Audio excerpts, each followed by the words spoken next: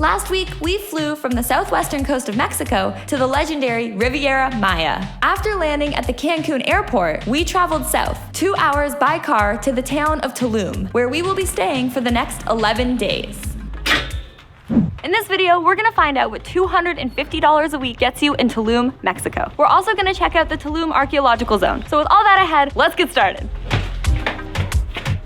So on this travel journey, I've had us sticking to a budget of about $1,000 US a month, $250 a week. Cancun, Riviera Maya, Tulum, none of these places are really known for being cheap. There are resorts here that cost $1,500 to $2,000 a night. So here's what our apartment looks like for our budget of $250 a week. This half of the room is like the kitchen space. Over here we have a kitchen counter. It's actually just a glass top IKEA desk. On top of it, you have pretty much everything you need except for a microwave. Here, of course, is the fridge. And then outside is what, to me as a North American from Canada, I find to be the weirdest part of this whole apartment. The kitchen sink is outside on the balcony. And not only that, but there's no light out here. So when the sun goes down after 6:30, we use our trusty flashlight and we just put it right there and it actually lights up the whole space pretty well. Now let's go check out the bedroom.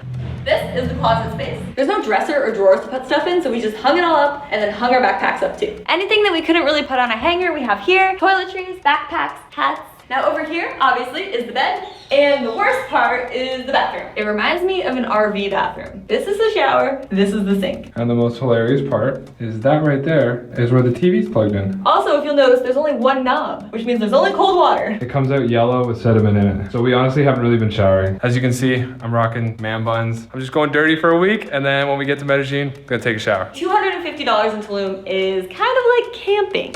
Indoors. But it's worth it because there's a lot of cool stuff to see in this town, including where we're going next. And how are we gonna get there?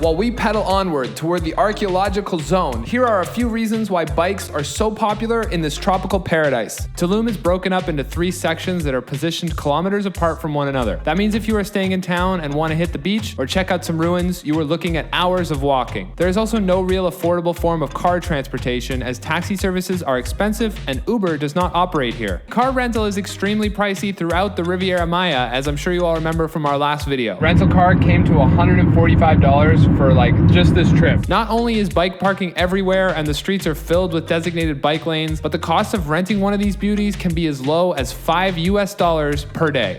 Next stop, Tulum's Archaeological Zone.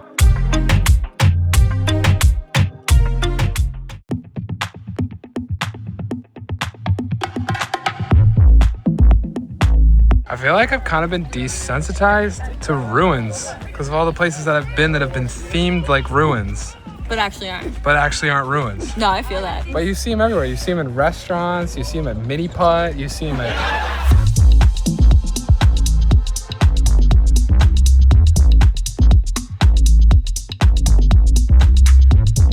It's like really, really big, the buildings. You're very small, so...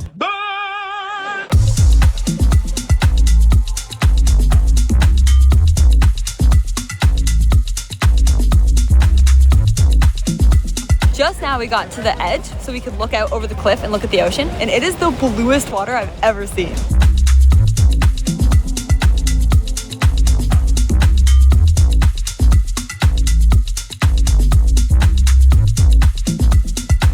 So how was your time at the Archaeological Zone? It was pretty neat, especially compared to Guachimontones, which was just a couple of mounds. This was actually like whole buildings, structures, watchtowers. Seemed like the highlight for you was seeing the beach. I could not believe how beautiful that beach is. I can't believe we haven't gone.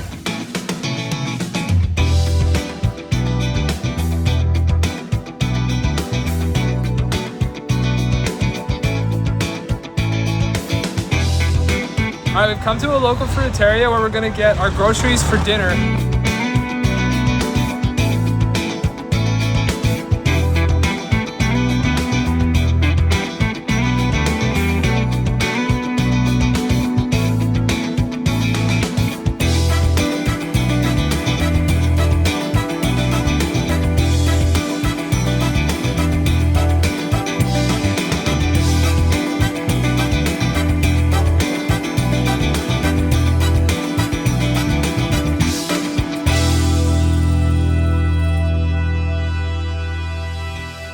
I can't even count how many wraps I ate personally. They're little tiny tortillas, but we just sit there and we eat them taco style, and I threw back like probably like 7 or 8 wraps.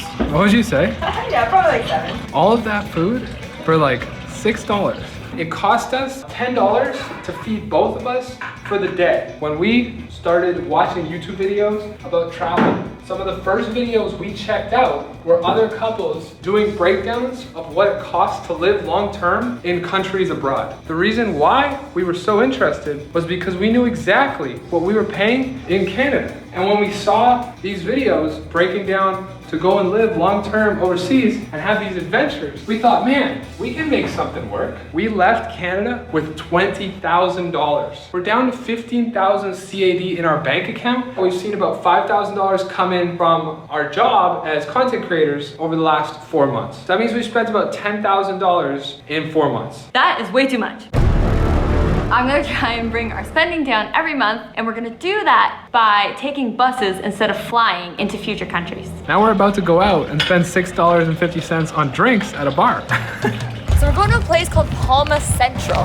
It's basically a little convergence of food trucks, as far as I can tell. And we're meeting up with a couple Canadians that we met. These two are our new friends, Dan and Amanda, and you're gonna see more of them in future videos. It's so cool. There's like a bunch of tables in the middle, like a cafeteria, and then food trucks are on the outside. We were underdressed and underprepared for just how magical Palma Central really was. There was a local market, a live band, and a dance floor where an instructor was teaching people how to salsa dance.